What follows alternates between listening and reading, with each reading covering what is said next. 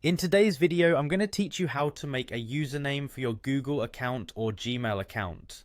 Whether you're setting up a brand new account for personal use or professional purposes, choosing the right username is crucial. It's your digital ID helping you stay connected with others via email. We'll walk you through the entire process in just 5 minutes, so let's get started.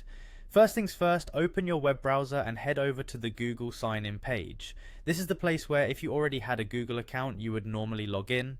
Since we're creating a new account today, what you want to find is the option labeled Create Account. Go ahead and give that a click, and you'll start the process of setting up your brand new Google account. Now you'll need to tell Google what kind of account you're setting up. Is it for personal use, business, or perhaps for your child? Choosing the right category helps Google tailor services for your needs.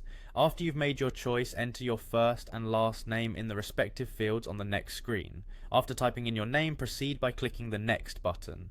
On the following screen, you will be asked to provide your birthday and gender. This information can help with security and personalization. Once you've filled in those details, continue by clicking Next again. Now, this is the crucial part where you get to pick your username. A username is an integral part of your Google identity, so make sure it's something you're happy with.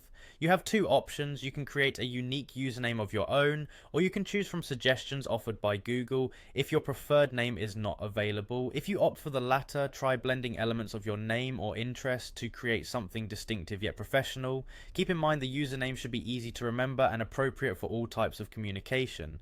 Once you've settled on a username, proceed by clicking Next. The final steps involve following the on-screen prompts to complete the rest of your account setup. Google might ask for a phone number or another email address to help you recover your account in case you forget your password. Always use real and updated information for these steps, as it will secure your account and make recovery easier in the future. And there you have it, a brand new Google account with a username you've chosen. Remember, this username will not only be your email address, but also your identity across Google services. I hope you found this tutorial helpful. If you did, don't forget to like the video and subscribe for more tips and guides like this one. Thank you for watching and good luck with your new Google account.